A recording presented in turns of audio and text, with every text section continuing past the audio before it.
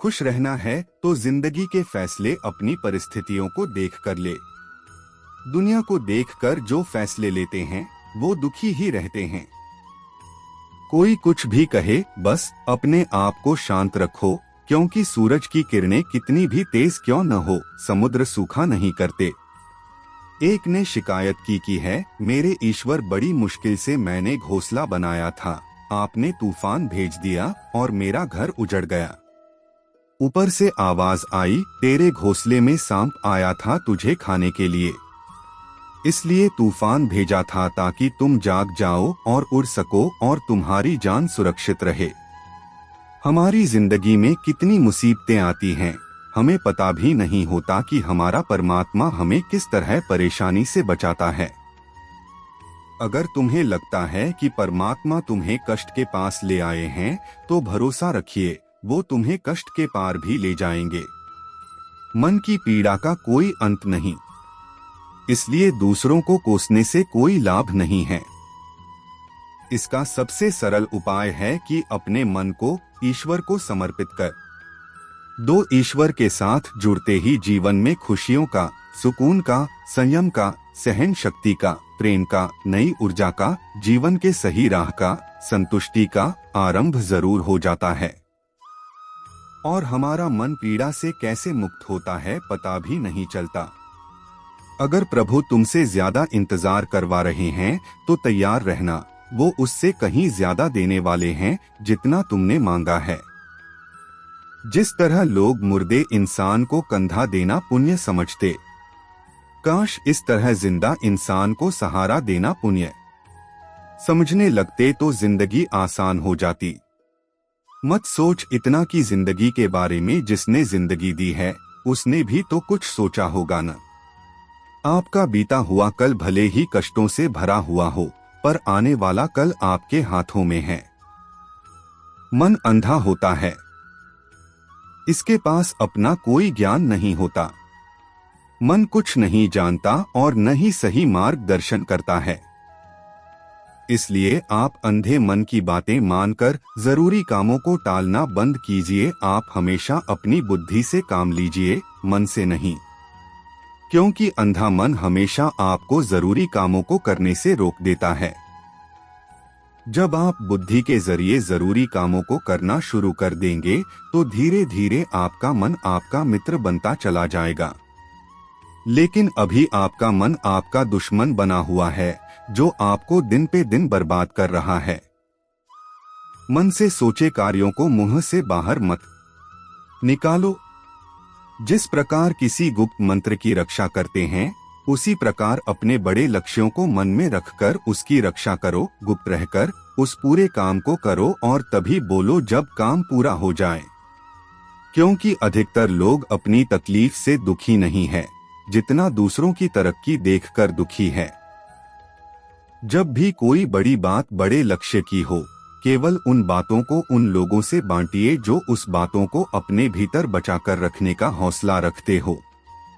यदि कभी आर्थिक स्थिति कमजोर हो जाए, यदि कभी बड़ा नुकसान हो जाए, यदि कभी सब कुछ चोरी हो जाए, नष्ट हो जाए, उस बात को अपने अंदर बचाकर रख लेना।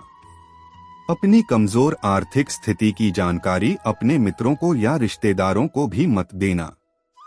सहानुभूति पाने के लिए 4 आंसू मत गिरना, क्योंकि याद रखो अंदर भले ही कम हो लेकिन बाहर पूरा दम हो। क्योंकि यदि लोगों को पता चल जाएगा कि आपके पास पैसों की कमी है, आर्थिक स्थिति की दिक्कत है, वो अपना पैसा आपके व्यवहार से निकाल लेंगे और समय से पहले आप खत्म हो जाएंगे। क्योंकि यह प्रकृति का नियम है, जिसके पास पैसा है उसे वो पैसा मिलता है, और पैसा पाने के लिए पैसा दिखाना पड़ता है। तो जब आर्थिक स्थिति कमजोर हो तो ज्यादा मुस्कुराएं और ज्यादा सशक्त दिखाइए, क्योंकि लोग उतना ही समझ पाते हैं जितना आप उनको दिखाते हैं। रोना छोड़िए, औसत जिंदगी को स्वीकार करना छोड़िए। अतीत के बारे में सोचकर दुखी होना छोड़िए, क्या नहीं है इसकी परवाह छोड़िए, कल क्या होगा इसकी चिंता करना छोड़िए। एक बात हमेशा याद रखें, पहले तो किसी मित्र पर विश्वास न करें। यदि आपके आसपास ऐसे कोई लोग हैं जिनकी जीवन शैली लगातार नकारात्मक कार्यों में लिप्त है, वो कितने भी गरीबी दोस्त क्यों न हो, आज नहीं तो कल आपको नुकसान जरूर पहुंचाएंगे। आपकी जिंदगी में कुछ नहीं बदलेगा जब तक आप खुद को नहीं बदलोगे। मुंह पर सच बोल देने और गुस्सा कर लेने वाले लोग उन लोगों से करोड़ों गुना बेहतर है जो आपके सामने कुछ और है, पीठ पीछे कुछ और है। किसी का दर्द समझने के लिए इंसान के अंदर का इंसान होना जरूरी है। कौवा कोयल की आवाज को दबा सकता है, मगर खुद की आवाज मधुर नहीं बना सकता। उसी तरह निंदा करने वाला व्यक्ति सज्जन को बदनाम कर सकता है। अगर अकेलापन है तो उसे एक वरदान समझो, क्योंकि परमात्मा ने तुम्हें खुद में सुधार लाने का थोड़ा अधिक समय दे दिया है। अकेले रहने का आनंद लेना सीखें, क्योंकि कोई भी हमेशा के लिए आपके साथ नहीं रहेगा। वक्त की एक आदत बहुत अच्छी है, जैसा भी हो गुजर जाता है। कामयाब इंसान खुश रहे न रहे, खुश रहने वाला इंसान कामयाब जरूर हो जाता है। किसी के साथ होना ही सबसे ज्यादा कीमती हो जाए, वह रिश्ता जिंदगी का सबसे बड़ा हासिल होता है। जब सुखी हो तो भगवान को मत भूलना, और जब दुखी हो तो भगवान पर विश्वास रखना, उन्हें छोड़ देना उचित है जो आपके होने का मूल्य नहीं जानते। यदि जगत में प्रत्येक कार्य मनुष्य द्वारा संभव होता तो मेरा अस्तित्व ही नहीं होता। जहां से तुम्हारे रत्नों का अंत होता है, वहीं से मेरा अर्थात ईश्वर का कार्य प्रारंभ होता है। बच्चा क्या खाएगा, क्या पिएगा, क्या पहनेगा, इसका ध्यान बच्चा नहीं उसकी माँ रखती है। हमें क्या देना है और क्या नहीं देना है, स्वयं भगवान देखते हैं। झूठ और दिखावे की रफ्तार कितनी भी तेज हो, पर मंजिल तक केवल सच ही पहुंचता है। लोग रंग बदलते हैं, मुरली वाला वक्त बदल देता है। मन एक सुंदर सेवक और खतरनाक स्वामी है। मनुष्य का जीवन केवल उसके कर्म पर चलता है। जैसे कर्म होते हैं वैसे ही उसका जीवन होता है। जो किया है वह अवश्य सामने आएगा, क्योंकि कर्म किसी के सगे नहीं होते। जिंदगी बहुत हसीन है, कभी हंसाती है तो कभी रुलाती है।